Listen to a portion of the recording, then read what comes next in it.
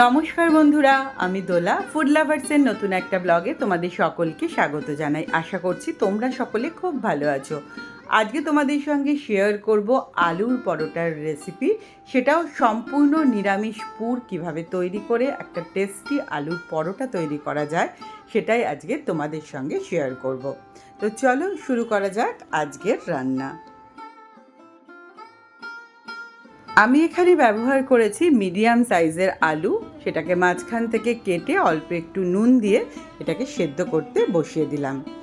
এবার তৈরি করে নেব ময়দার ডোটা, যেটা পরোটার প্রধান উপকরণ।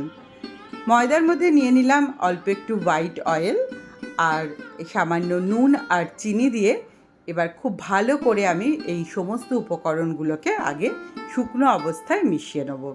বেশ খানিকক্ষণ ধরে মেশানোর পরেই ময়দাটার মধ্যে একটা দানা দানা ভাব চলে আসবে। তখন অল্প অল্প করে গরম জল ব্যবহার করে আমি একটা সফট ডো তৈরি করে নিচ্ছি।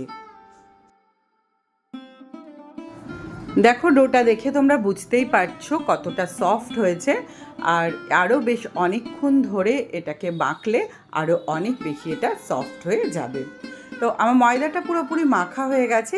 এবার আমি এই ডোটাকে 15 থেকে 20 মিনিটের জন্য রেস্টে রেখে দেবো।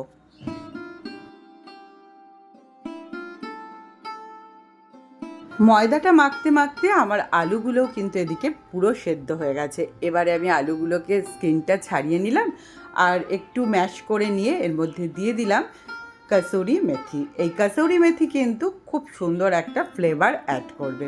আর এর মধ্যে দিয়ে দিলাম আমার ঘরে রাখা খানিকটা মিক্সড পিকলস।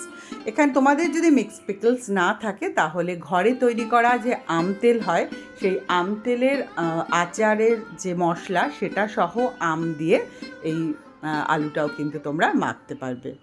তো এর মধ্যে দিয়ে দিলাম আমি পরিমাণ মতো নুন আর ঘরে তৈরি করা ভাজা মশলা।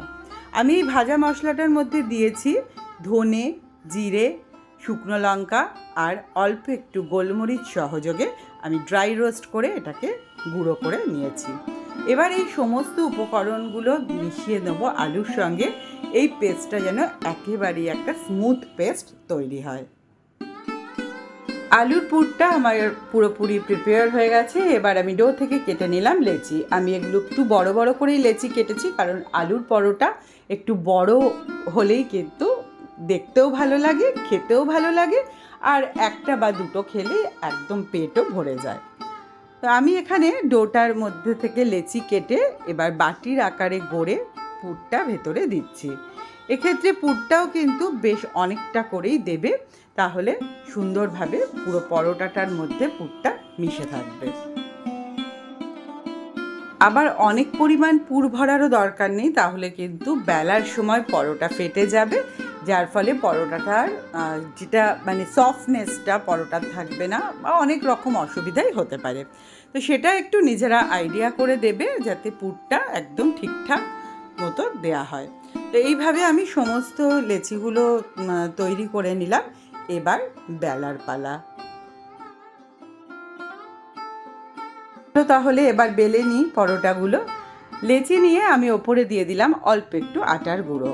আমি তেল দিয়ে বেলা পছন্দ করি না, তাতে আমার মনে হয় একটু অসুবিধাই হয়, আর পরোটাগুলো অনেক বড় বড় হয় না।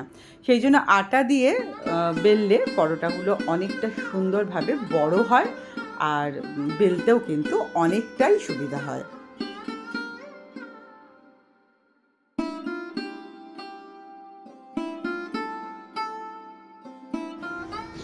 তাওয়াটা আমি আগে থেকেই বসিয়ে রেখেছিলাম একটু গরম হওয়ার জন্য। এবার গ্যাসের ফ্লেমটা একদম কম করে দিয়ে আমি পরোটাটা দিয়ে দিলাম তাওয়ার ওপরে। এবারেই কিন্তু আসল ধৈর্যের পরিচয়। কেন বললাম ধৈর্য?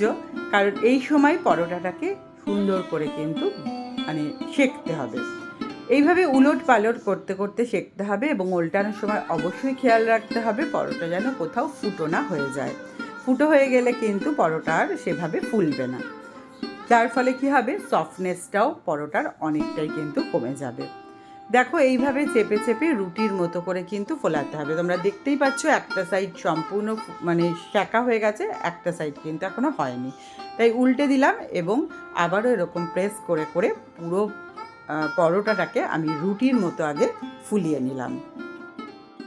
রুটিটা যখন সম্পূর্ণরূপে হয়ে গেল তখন আমি এখানে ব্রাশ করছি অল্প একটু ঘি, কারণ আমি যেহেতু স্টাফিংয়ে দিয়েছি কাসুরি মেথি, তো সেই জন্য কাসুরি মেথির সাথে ঘিয়ের একটা সুন্দর ফ্লেভার বেরোয়, সেই কারণেই আমি ঘিটা অ্যাড করেছি।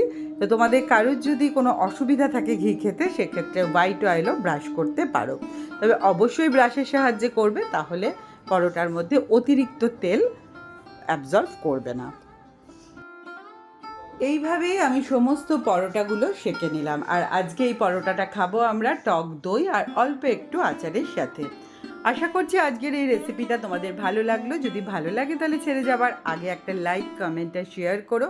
আর আরও যদি খুব সুন্দর সুন্দর রেসিপি দেখতে চাও তাহলে সাবস্ক্রাইব করে আমার চ্যানেলের পাশে থেকো। আজকের মতো টাটা।